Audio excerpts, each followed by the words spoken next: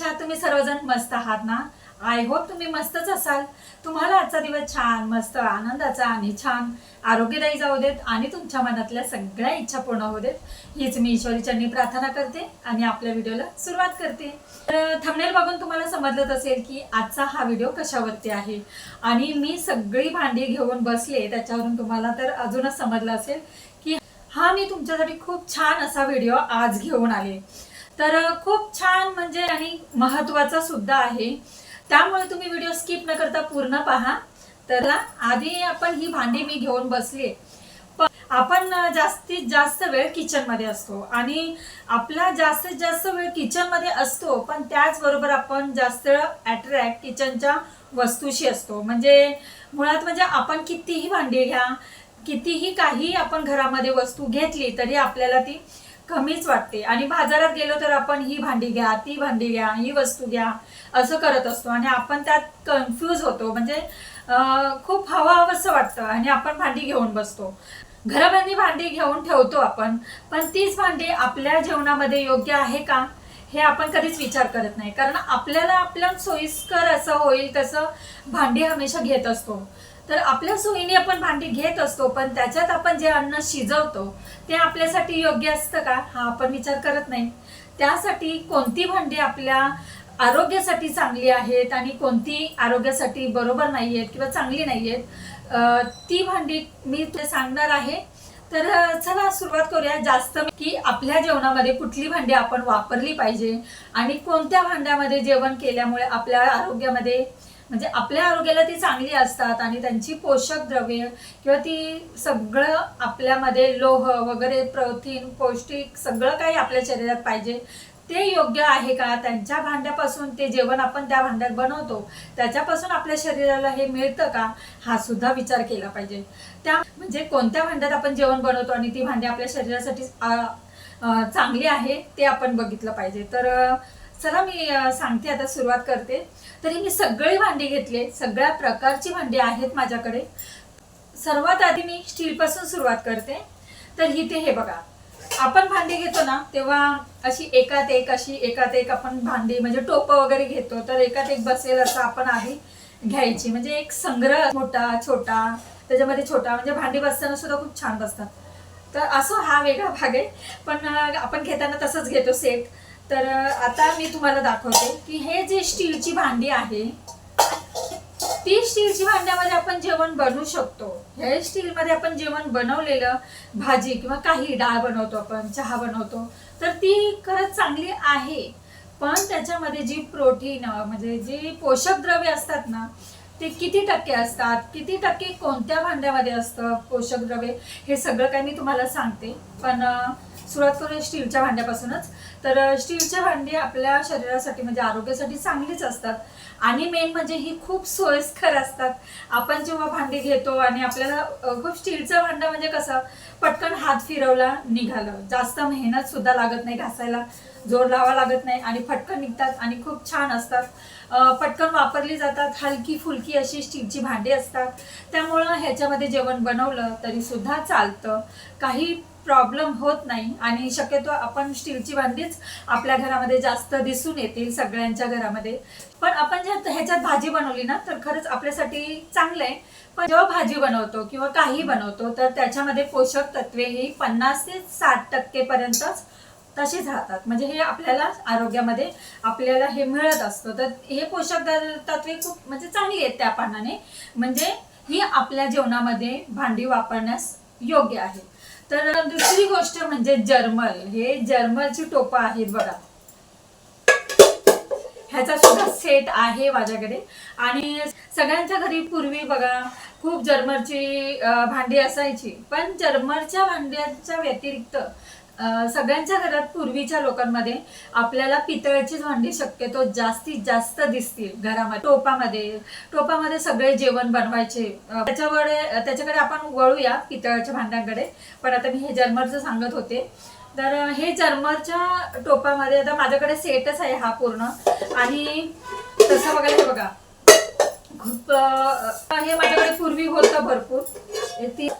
तर ह्या जर्मरच्या भांड्यामध्ये आपण भाजी किंवा काही बनवतो, हे आपल्या शरीरासाठी म्हणजे आरोग्यासाठी जरा सुद्धा चांगलं नाही आहे. ह्याच्यामध्ये खरंच जेवण बनवू नका, हे आपल्या आरोग्यासाठी चांगलं नाही.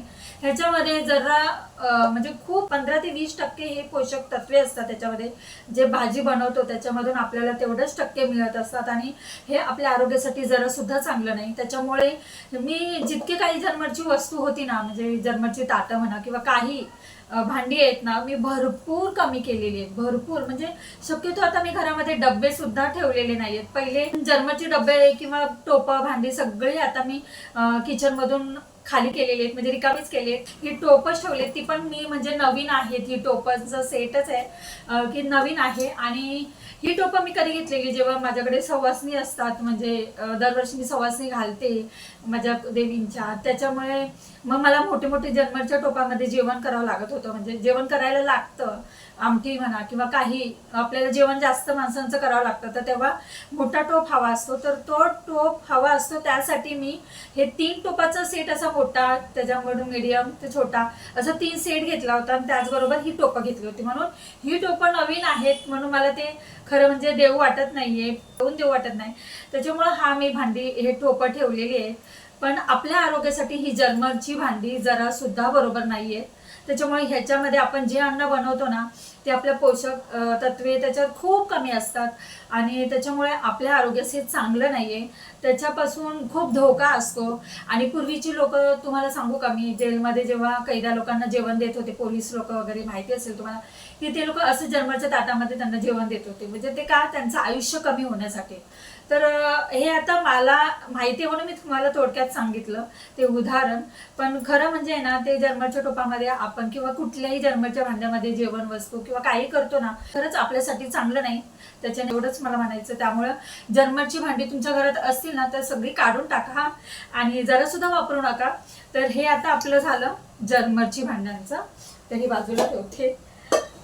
आता सगळ्यात म्हणजे चांगलं म्हणजे कसं, आपण जे तांबं आपण वापरतो, तांब्यांची वस्तू म्हणजे तांब्यांचं हे आता कलश आहे किंवा तांब्यांचं छोटंसं आपली एवढं असं कळशी तांब्याची, सकाळी आपण जे रात्री भरून ठेवतो आणि सकाळी जे त्यातलं पाणी जेव्हा पितो ना, तर ते पाणी खूप आपल्या आरोग्यासाठी चांगलं असतं. म्हणजे सकाळ तर दिवसभर तर आम्ही फ्रीजमध्ये मी बॉटल ठेवत नाही, थंड पाणी पित नाही. त्यामुळं आम्ही मटक्यातलं दिवसभर पाणी पित असतो. संध्याकाळी जर आपण तांब्यामध्ये म्हणजे तांबं आहे ना हे, त्याच्यामध्ये आपण मटक्यामध्ये किंवा छोटंसं घ्या, त्याच्यामध्ये आपण कळशीमध्ये त्याच्यामध्ये पाणी भरून ठेवायचं संध्याकाळी आणि सकाळी उठल्याबरोबर ते पाणी त्यातलं प्यायचं. तर ते खूप चांगलं असतं. अर्थातच तांबं हे खूप चांगलं आहे आपल्या शरीरासाठी पण, आरोग्यासाठी. त्याच्यामुळे हे तांबं आपल्याला वापरण्यास काही हरकत नाही, खूप चांगलं आहे. आणि त्याचं पाणी खरंच प्या सकाळी उठल्याबरोबर. जे आपल्या घाण असते आपल्या पोटातली किंवा आपल्या शरीरातले जे टॉक्सिक असतं ते सगळं काढून टाकण्याची मदत करतं पाणी जर उठल्याबरोबर पिल्यावर. तर त्यामुळे तुम्ही तांब्याची वस्तू वापरायला काही हरकत नाही, ती ठेवली पाहिजे. आणि तुम्ही सुद्धा जर तुम्ही पाणी पित नसाल ना, तर खरंच तुम्ही एवढ्याशा तांब्यामध्ये ना जरी तुम्ही भरून ठेवलं ना पाणी रात्री आणि सकाळी पिलं ना, खरंच खूप चांगलं आहे. तर ते तुम्ही चालू करा नक्कीच. मी एवढं खरंच सजेशन देईल, महत्वाचं आहे हे. आणि खरं तुम्ही लक्षात ठेवा आणि रात्री भरून ठेवा आणि सकाळी उठल्याबरोबर ते पाणी प्यायचं. दिवसभर नाही पिलं ना तरी चालेल, दिवसभर मटक्यातलं आपल्याला चांगलं थंडगार पाणी असतं ते प्या. कारण फ्रीजमधलं सुद्धा पाणी पिणं चांगलं नाही. त्याच्यामुळे फ्रीजमध्ये सांगायचा मुद्दा असा की तांब्याची आपली कोणतीही भांडी वापरली तरी चांगली आहे. तर आपलं हे झालं जर्मर, स्टील आणि तांब. तर दुसरी गोष्ट म्हणजे आता मातीची भांडी. ही मातीची भांडी पूर्वीची लोक आहे ना, तांबे किंवा पितळ तर वापरतच होतं, पण मातीच्या भांडीमध्ये सुद्धा जेवण बनवायचे. आणि अशा भांड्यामध्ये जेव्हा आपण भाजी किंवा, हे बघा खूप चांगले आहे, मी घेतलंय हे मातीचं भांडं, मला खूप आवडतं. तर पूर्वीची लोक आहे ना, मातीची भांडी वापरायची ना, जितकी जास्तीत जास्त पित्याची भांडी वापरायची ना, तितकीच जास्तीत जास्त मातीची भांडी सुद्धा खूप वापरायचे. मातीच्या भांडीमध्ये जेवण बनवलेलं खूप चांगलं आहे, आरोग्यासाठी खूप सगळ्यात जास्त चांगलं म्हणजे हे आहे मातीचं भांडं. आणि ते म्हणजे आता खरंच स्टायलिश निघालंच आहे. आता आता परत पुन्हा ते निघाले. सगळेजण त्याच्यामध्येच आता जेवण बनवतात. जास्तीत जास्त मोस्टली खूप जण जेवण भाजी किंवा काही मातीच्या भांडीमध्ये बनवतात. आणि आपण जेव्हा भांडी घेतो तर आपल्याला सगळंच हवं असं वाटतच असतं. माझं सुद्धा आहे तसं. तसं तुमचं आहे का मला नक्की कमेंटमध्ये सांगा. आणि हे घेऊ ते घेऊ होत असतं, तसंच माझं सुद्धा होतं. मातीच्या भांडीमध्ये आपण जेव्हा जेवण बनवतो त्यामध्ये पोषक तत्वे 100% तशीच राहतात. आणि त्यामुळे ह्याच्यामध्ये तुम्ही जेवण नक्की बनवा. हे खरंच आपल्या आरोग्यासाठी सगळ्यात उत्तम आहे. त्याच्यामुळे हे खूप छान आहे. आपले बाकीची भांडी झाली, पण आता ही लोखंडाचं घेऊया. लोखंडाची कढई आहे माझ्याकडे. तर लोखंडाची कढई किंवा तवा जेव्हा आपण वापरतो, हे बघा, तर ही लोखंडाची तवा कढई काळी असतात आणि त्याच्यामध्ये असेल की लोखंडाच्या कढईमध्ये किंवा तव्यामध्ये आपण जेव्हा भाजी किंवा भाकरी बनवतो तर कढईमध्ये भाजी बनवल्यावर बघा काळी पडते भाजी.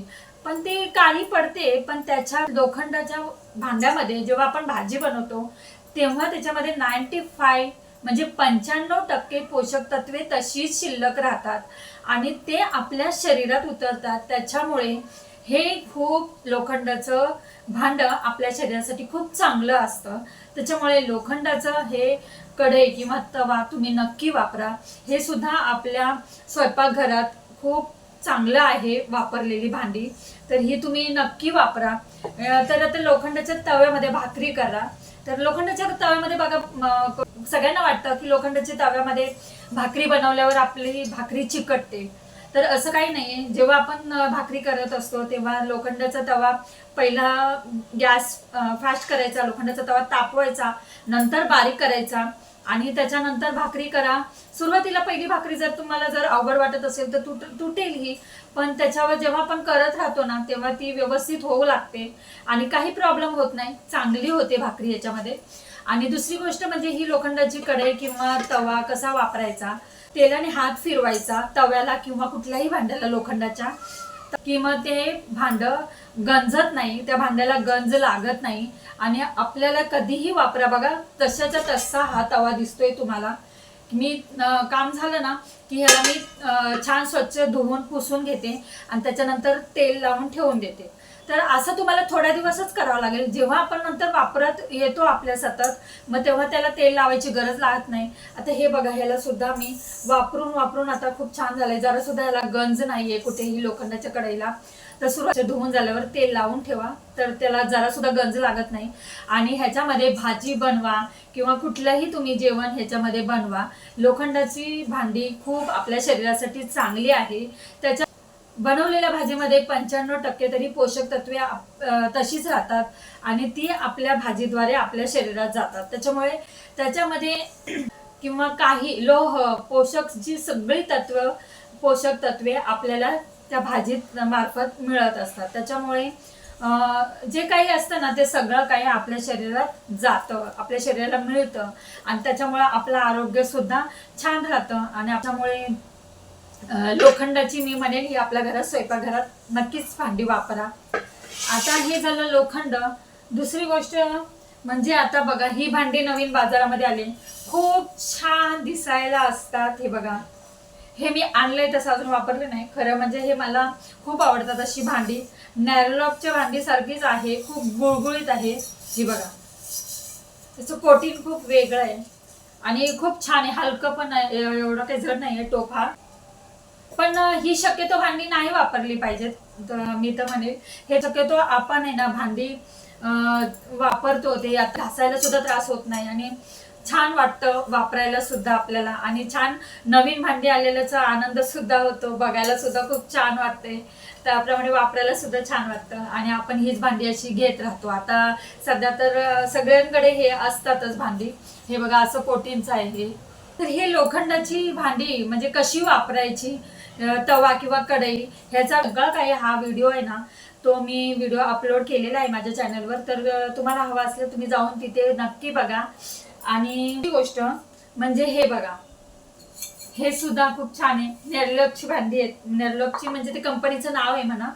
पण जेव्हा आपण असं हे घेतो, हे तवा ढोशाचा म्हणा किंवा हे घेतो पॅन वगैरे, हे पॅन किंवा हे घेतो फोडणीसाठी, किंवा थोडं आपण जेव्हा यूज करतो हे डोश्यासाठी मी वापरते अजून का. पण खरं म्हणजे ना ह्याचं जेव्हा आपण वापरून जेव्हा हे कोटिंग निघतं ना, हे वरचं कोटिंग जेव्हा निघू लागतं ना, ते चांगलं नाहीये हे आपल्या शरीरासाठी. आणि हे हार्ड कोटिंग असतं ह्याच्यावरती, त्याच्यामुळे हार्ड कोटिंग असल्यामुळे हे ॲनोडाइज असतं ना, त्याच्यामुळे हे चांगलं नाहीये खरं म्हणजे. हे वापरतो आपल्याला खूप चांगली वाटतात, घासायला सुद्धा त्रास होत नाही, आणि डोसा वगैरे केला तर पटकन निघतो, त्याला तेल लावायची सुद्धा गरज नाहीये.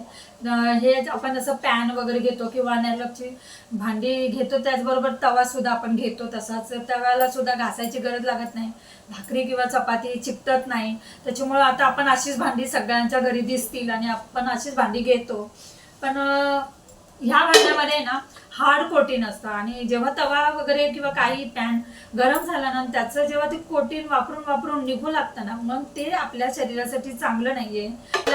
नेलॉकची भांडी दिसायला खूप चांगली आहे, वापरायला सुद्धा चांगली आहेत, पण ती आपल्या शरीरासाठी योग्य नाहीये. तर शक्यतो त्याचा कमी वापर करा मी म्हणेन. पण आता काय, आता आपल्या स्वयंपाकघरामध्ये ह्या भांड्यांचा वापर तर आपण आता जास्तीत जास्त करायला लागलोय.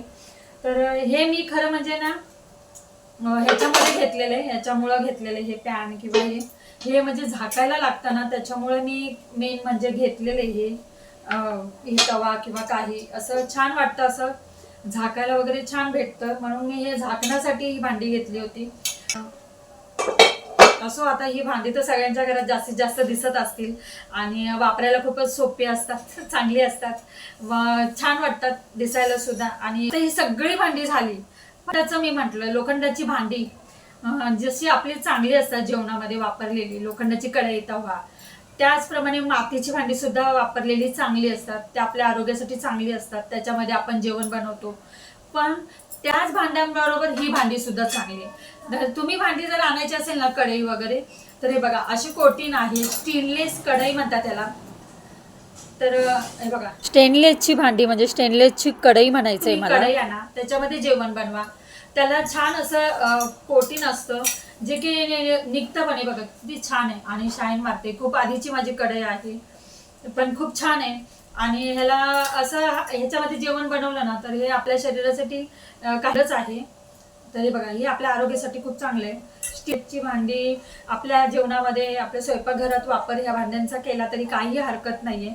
तर तुम्हाला जर कढई वगैरे वापरायची असेल तर अशी वापरा. तर हे बघा छान वाटतं दिसायला सुद्धा, आणि ह्याच्यामध्ये फोडणी वगैरे दिली ना तर जरा सुद्धा फोडणी खाली लागत नाही, किंवा भाजी वाफेवर सुद्धा खूप छान होते, जरा सुद्धा खाली लागत नाही. ह्या स्टेनलेस कढईचा हा फायदा आहे. जसं ह्या भांड्यामध्ये आपण जेवण बनवतो तर ह्याला लागत नाही. जेव्हा कुठली भाजी फोडणीला देऊ तर आपण ही भाजी करपत नाही, बघितले असेल तर. ह्या गोष्टीचा वापर न करता कढई आणा, किंवा तुम्ही बघा ही वापरून खूप छान आहे. ह्याच्यामध्ये जरा सुद्धा भाजी करपत नाही, छान जेवण होतं त्याच्यामध्ये, आणि केलं ना तरी सुद्धा भाजी खूप छान होते. तर हे बघा ही सुद्धा कढई आहे माझ्याकडे. बघा पाती कसं आहे बघा, हे आतमध्ये बघा कसं आहे. स्टेनलेस कढई खूप छान आहे, खूप शाईन मारते, आणि ह्याच्यामध्ये भाजी सुद्धा करपत नाही. मी हे सांगेल तुम्हाला की घरात भांडी वापरायची असेल तर स्टेनलेसची भांडी वापरली तरी सुद्धा हरकत नाही. छान आहे, मातीच्या भांडीमध्ये वापरा, जेवण करायला पण खूप छान वाटतं. त्याचबरोबर त्याच्यातले आपल्याला भाजी करतो आपण, त्याच्यातली पोषक तत्वे आपल्या शरीरास मिळते, लोह मिळतं. तर ही खूप छान भांडी आहे. म्हणजे अर्थातच खंडाची भांडी ही आपल्या शरीरासाठी खूप छान आहे. त्याचबरोबर आपल्या घरात तांब्यांची भांडी, तांब, पितळ, तर पितळामध्ये त्याच्यामध्ये जेवण बनवलं ना तो खूप चांगलं आहे. पूर्वीची लोक पितळाच्या भांड्यामध्ये जेवण बनवायचे, अन्न शिजवायचे. त्यांच्याकडे मोठे मोठे हंडे, डब्बे, टोप अशी असायची. तर त्याच्या टोपामध्ये, पितळाच्या टोपामध्ये भांड्यांमध्ये जेवण बनवायचं. तर खरंच ते चांगली असतात आपल्या आरोग्यासाठी. ती पितळाची भांडीच खूप योग्य आहे. आणि ती भांडी घासायला जरी त्रास वाटत असेल म्हणून आता आपण शक्यतो ते भांडी वापरायला बघत नाही. अशामध्ये भाजी बनवा, जेवण बनवा, खूप छान असतं आरोग्यासाठी. पितळाची भांडी घासायला मला माहिती खूप त्रास असतो, त्याला काही नाही.